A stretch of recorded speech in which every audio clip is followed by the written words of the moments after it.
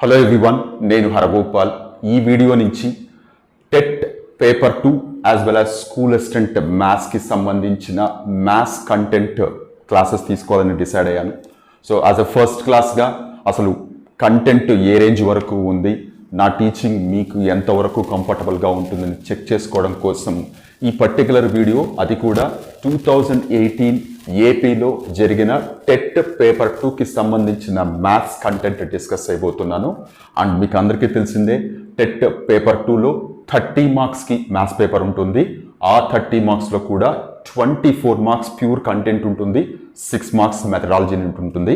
So నేను ఆ 24 questions గురించి మాత్రమే ఈ వీడియోలో డిస్కస్ అయిపోతున్నాను. దీనివల్ల మీకు 2 రకాలైన యూజ్ ఉంటుంది, నాకు కూడా ఒక యూజ్ ఉంటుంది. అసలు కంటెంట్ స్టాండర్డ్ ఎంతవరకు ఉంది అండ్ నా టీచింగ్ మీకు ఎంతవరకు కంఫర్టబుల్గా అర్థమవుతుంది అన్న విషయం మీకు క్లారిటీ వస్తుంది, నాకు కూడా క్లారిటీ వస్తుంది.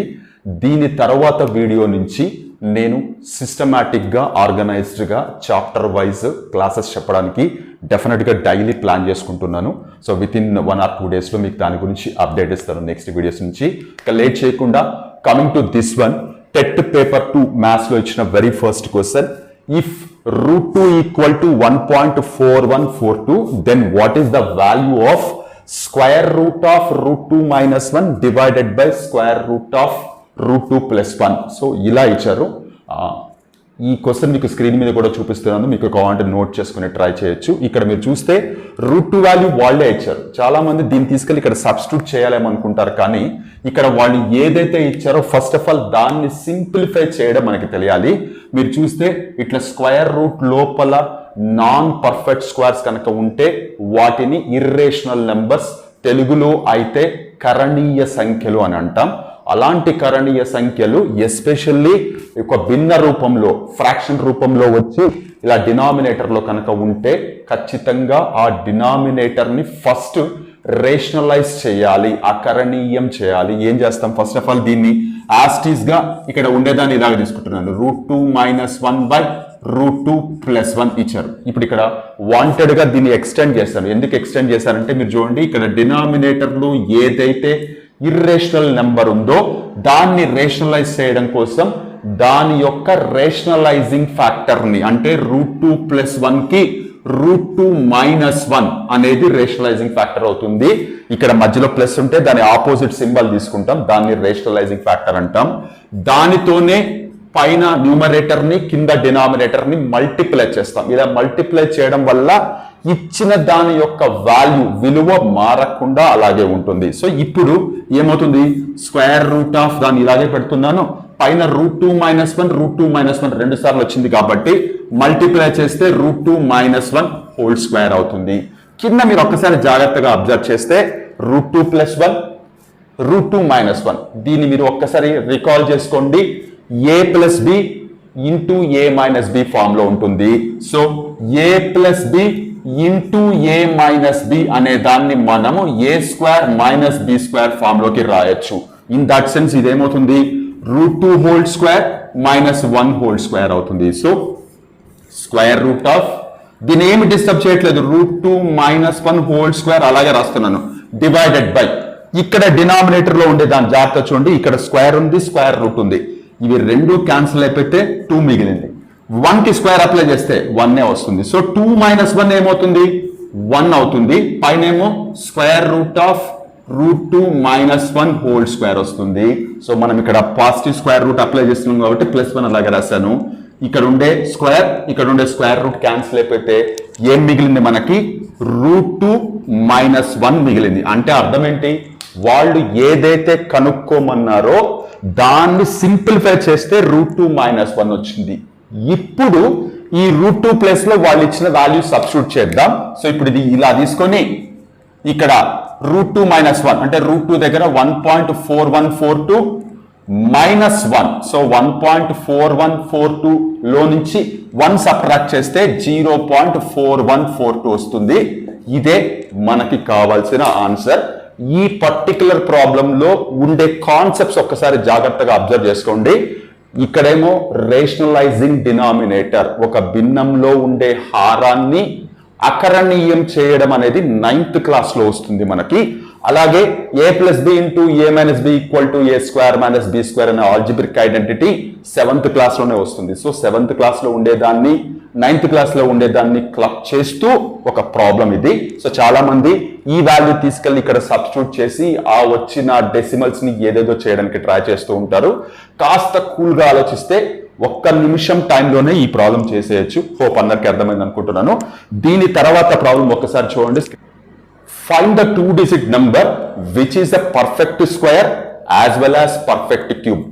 వర్గ సంఖ్య అలాగే ఘన సంఖ్య అయినటువంటి 2 అంకెలు గల సంఖ్యని చెప్పండి అని కింద 4 ఆప్షన్స్ ఇచ్చారు. ఇక్కడ మీరు అర్థం చేసుకోవాల్సింది, మనకి వర్గ సంఖ్యలు తెలుసు, ఘన సంఖ్యలు తెలుసు, అంటే పర్ఫెక్ట్ స్క్వేర్స్ తెలుసు, పర్ఫెక్ట్ క్యూబ్స్ కూడా తెలుసు. మరి ఇక్కడేంటి, ఒకటే నెంబర్ స్క్వేర్ అయి ఉండాలి, క్యూబ్ అయి ఉండాలని చెప్తున్నారు. అంటే దాని అర్థం ఏంటి? ఫర్ ఎగ్జాంపుల్ మీరు 1 తీసుకోండి. 1 ని మనం 1 స్క్వేర్ అని రాయొచ్చు, 1 క్యూబ్ అని కూడా రాయొచ్చు. అంటే 1 అనేది పర్ఫెక్ట్ స్క్వేర్ అవుతుంది, పర్ఫెక్ట్ క్యూబ్ కూడా అవుతుంది. ఇలాంటి నెంబర్ నేను ఇంకొకటి చెప్తాను, అంటే మనకి కావాల్సిన నెంబర్ కాకుండా వేరే ఇంకొక నెంబర్ చెప్తున్నాను, విచ్ ఈస్ నథింగ్ బట్ 729. 729 అనే దాన్ని 27 స్క్వేర్ అని రాసుకోవచ్చు, లేదంటే 9 క్యూబ్ అని రాసుకోవచ్చు. సో 729 అనే 3-digit నంబర్ స్క్వేర్ లాగా కన్సిడర్ చేయబడుతుంది, క్యూబ్ లాగా కన్సిడర్ చేయబడుతుంది, వర్గ సంఖ్య అలాగే ఘన సంఖ్య అవుతుంది. ఇలాంటి నంబర్స్ కి ఒక స్పెసిఫిక్ నేమ్ కూడా ఉంది. దీన్నే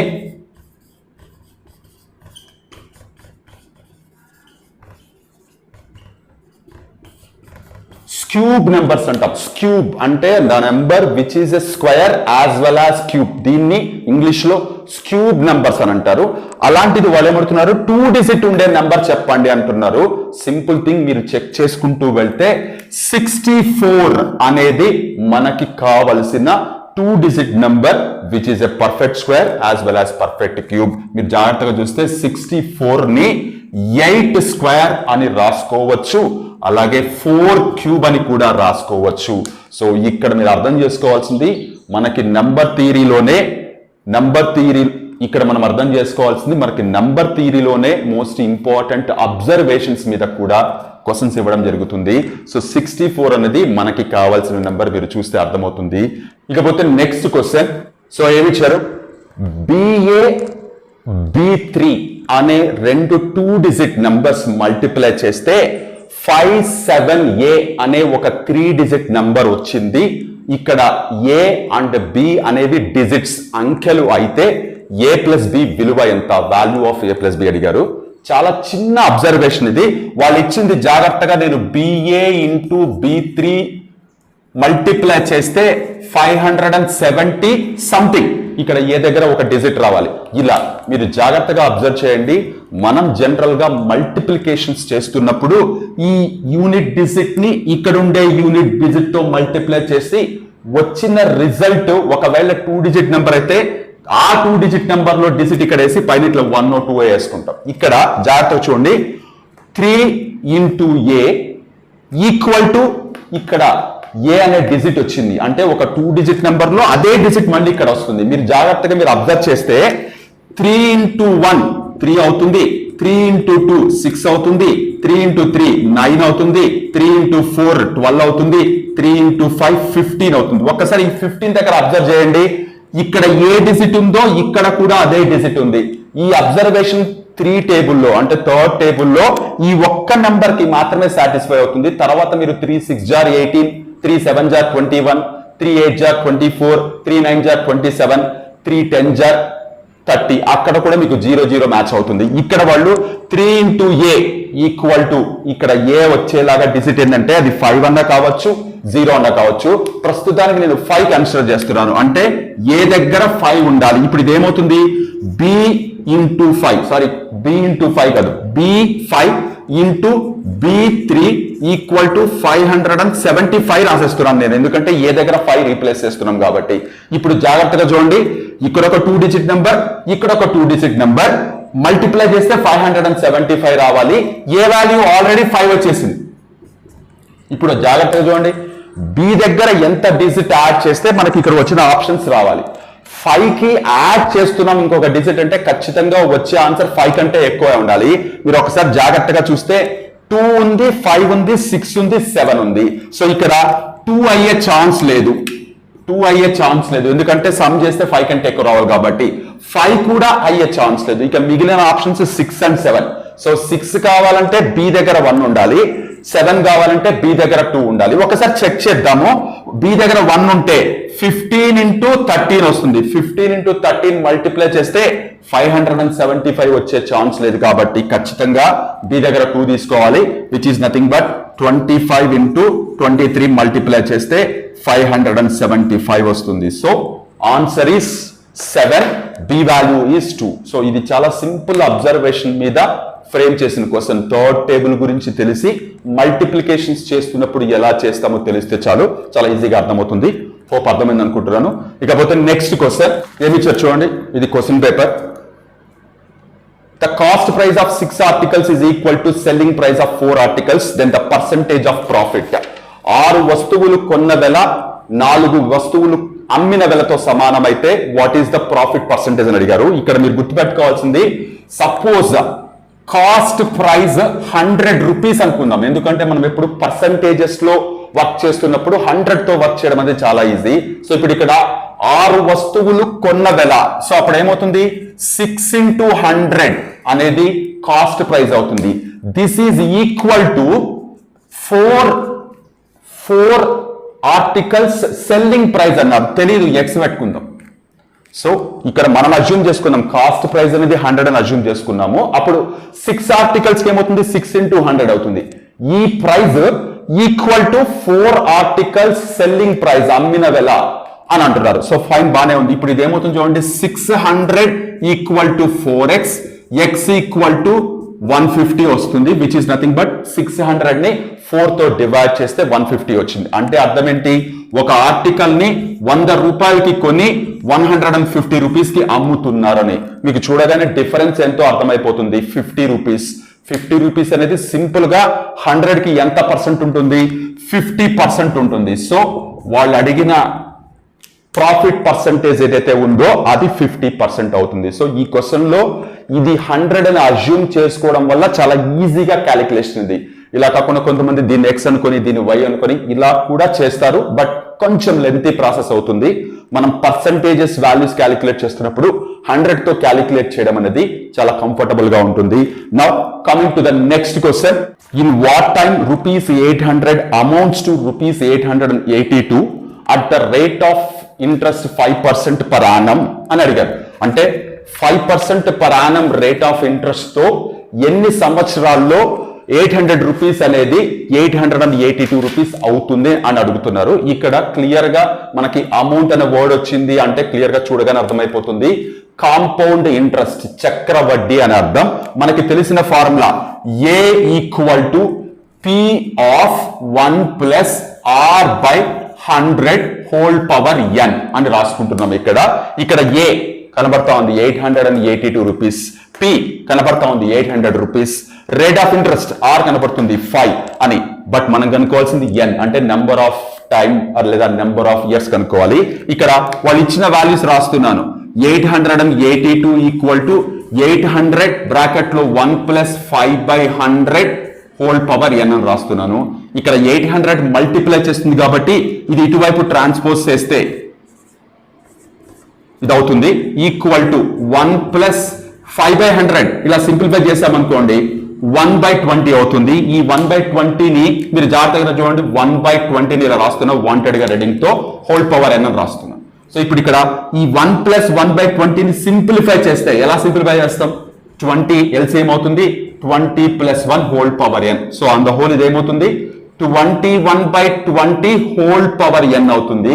ఇక్కడ మీకు కనబడుతున్న 882 డివైడెడ్ బై 800 ని సింప్లిఫై చేస్తే 441 డివైడెడ్ బై 400 అవుతుంది. సో 441 డివైడెడ్ బై 400 మీరు జాగ్రత్తగా అబ్జర్వ్ చేస్తే 441 అనేది 21 స్క్వేర్ అవుతుంది, 400 అనేది కూడా 20 స్క్వేర్ అవుతుంది. కాబట్టి 21/20 whole square equal to 21/20 whole to the power of n అని రాసుకుంటున్నాను ఇక్కడ. అంటే మనకు వచ్చింది, మీరు ఒక్కసారి చూస్తే ఈ రెండిట్లో బేసెస్ ఈక్వల్ గా ఉన్నాయి కాబట్టి పవర్స్ ఈక్వల్ కావాలి. పవర్స్ ఏమున్నాయి, ఇక్కడ 2 ఉంది, అక్కడ n ఉంది.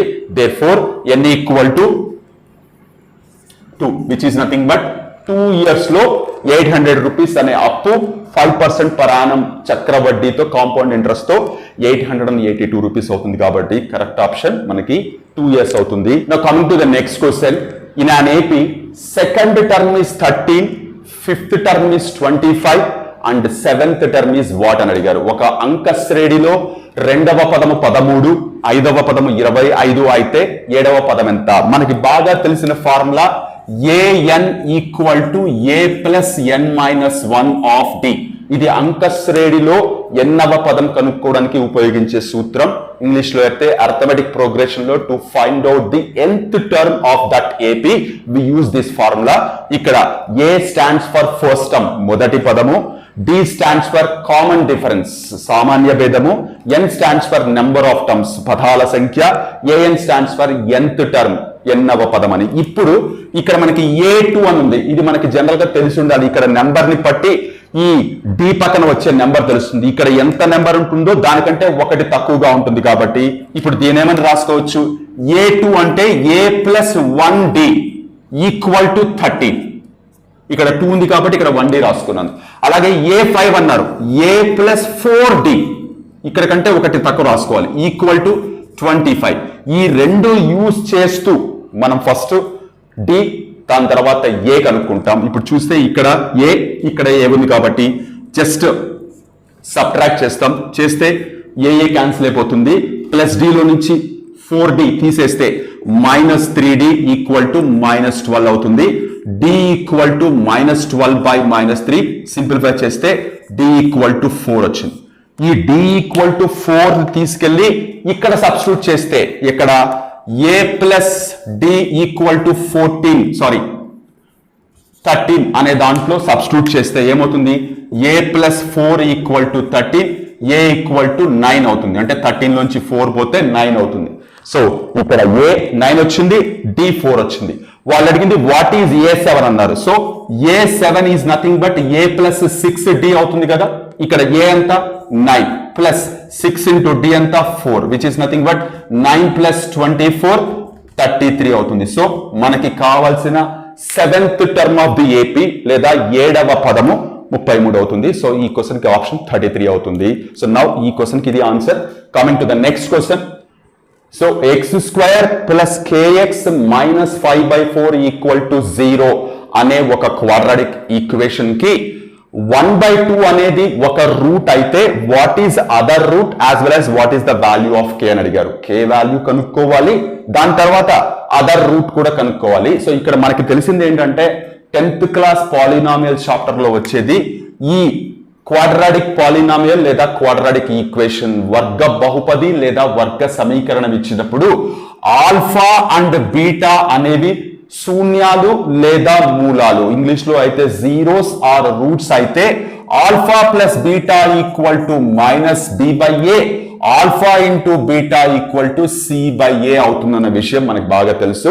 ఇక్కడ a ఏమవుతుంది, ఇక్కడ ఏమవుతుంది, a ఈక్వల్ టు 1 అవుతుంది, b ఈక్వల్ టు k అవుతుంది, c ఈక్వల్ టు మైనస్ 5/4 అవుతుంది. సో వీటిని యూజ్ చేస్తూ ఈ రిలేషన్స్ యూజ్ చేస్తూ అలాగే ఇచ్చిన 1/2 వాల్యూ ఆల్ఫా వాల్యూ 1/2 ఇచ్చారు, దాన్ని యూజ్ చేస్తూ మనం ఇది కనుక్కోవాల్సి ఉంటుంది. ఇప్పుడు నేను ఏం చేస్తున్నా అంటే ఇక్కడ సబ్స్టిట్యూట్ చేస్తున్నా, alpha into beta equal to c/a అని ఏదైతే ఉందో అక్కడ సబ్స్టిట్యూట్ చేస్తున్నా. ఏం చేస్తున్నా, ఆల్ఫా వాల్యూ 1/2 రాసుకుంటున్నాను, బీటా వాల్యూ తెలియదు కాబట్టి బీటా అనే రాసుకుంటున్నాను, c ఇక్కడ కనబడుతుంది minus 5/4 whole divided by A value 1 కనబడుతుంది. సో ఏమొచ్చింది మనకి 1/2 బీటా ఈక్వల్ టు మైనస్ 5/4 వచ్చింది. Beta equal to minus 5/4 into 2/1 అంటే ఇక్కడ ఉండే 1/2 అవతలకి వెళ్తే 2/1 అవుతుంది. సో 2 1 జార్ 2 2 జార్ beta equal to minus 5/2. Very good, ఒక రూట్ వచ్చింది మనకి. మనం కనుక్కోవాల్సింది కేవలం అదర్ రూట్ మాత్రమే కాదు, ఈవెన్ k వాల్యూ కూడా కనుక్కోవాలి. k వాల్యూ ఎలా కనుక్కుంటాం, ఇక్కడ ఆల్రెడీ మనం సమ్ ఆఫ్ జీరోస్ లేదా some of roots equal to minus b/a అని రాసుకొని ఉన్నాం.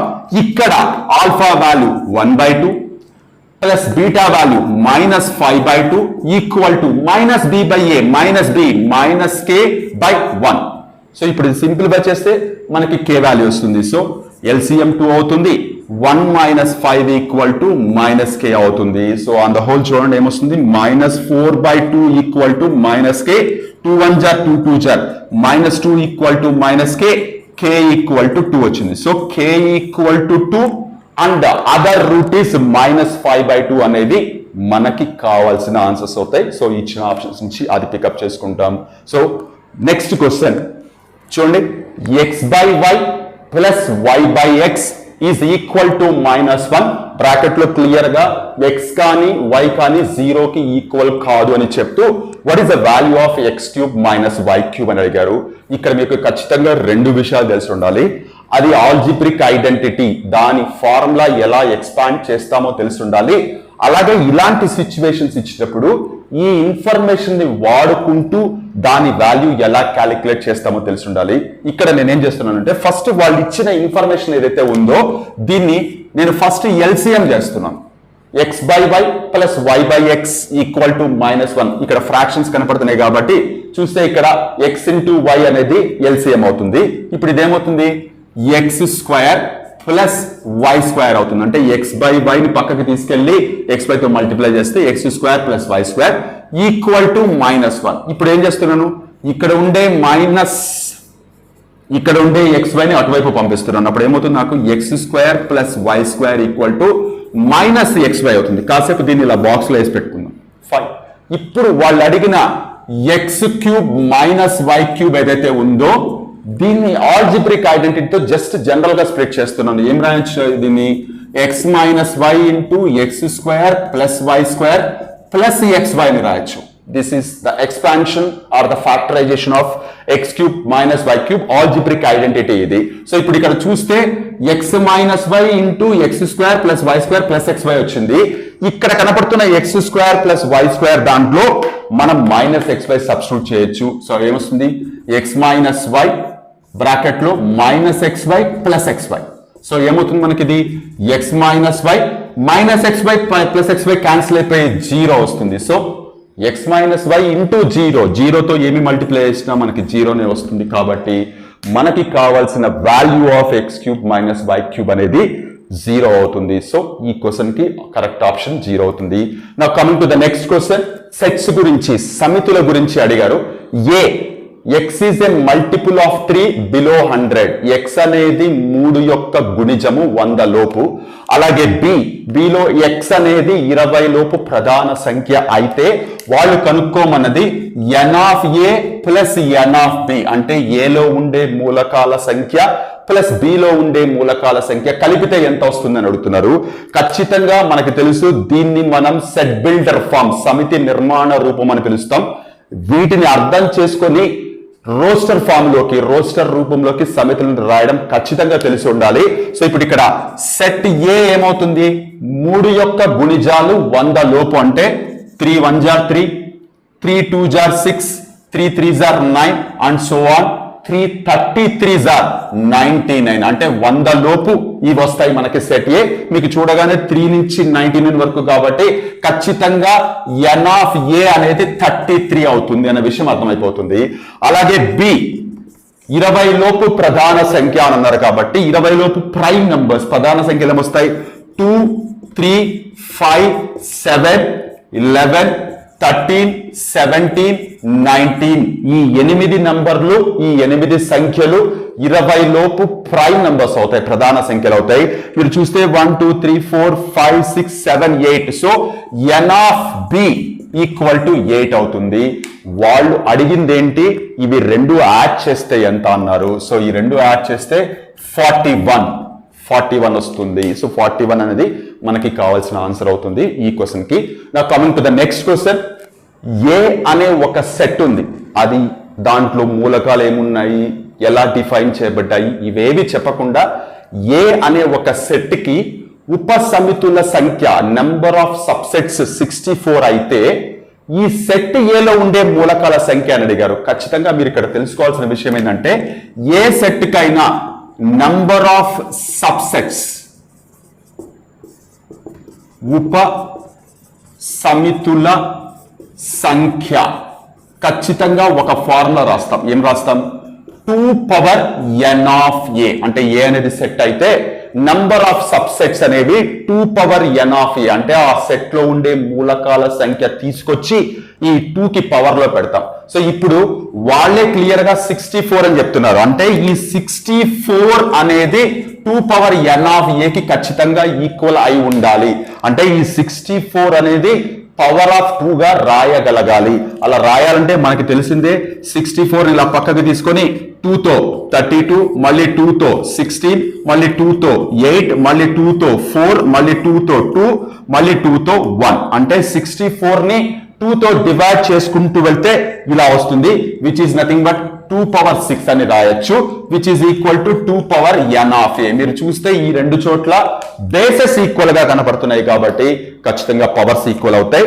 So n of A equal to 6 అవుతుంది. సో ఈ క్వశ్చన్ కి number of elements in set A, ఈ క్వశ్చన్ కి కరెక్ట్ ఆప్షన్ 6 అవుతుంది. సో 6 ఎలిమెంట్స్ ఉండే సెట్ కి ఖచ్చితంగా నంబర్ ఆఫ్ సబ్సెట్స్ 64 ఉంటాయి. So my dear friends, TET paper 2లో మ్యాథ్స్ కంటెంట్ కి సంబంధించి మొదటి 10 క్వశ్చన్స్ ఇవి. సో ఇవి మీరు ఒక్కసారి ఫాలో అవ్వండి. మీకు ఎంతవరకు అర్థమైందో కింద కామెంట్స్ లో పెట్టండి. నెక్స్ట్ వీడియోలో రిమైనింగ్ 14 ప్రాబ్లమ్స్ డిస్కస్ చేసి తర్వాత నేను చాప్టర్ వైజ్ చెప్పడానికి డెఫినెట్ గా ప్లాన్ చేస్తాను. హోప్ ఈ వీడియోలో నేను చెప్పిన కంటెంట్ అంతా ఎక్స్ప్లెనేషన్ మీకు కంఫర్టబుల్ గా ఉందనే ఖచ్చితంగా నమ్ముతున్నాను. సో మనం నెక్స్ట్ వీడియోలో దీని కంటిన్యూషన్ అయిన 14 ప్రాబ్లమ్స్ తో మళ్ళీ బిట్ అవుదాం. అంతవరకు take care, by by. Yours Haragopal.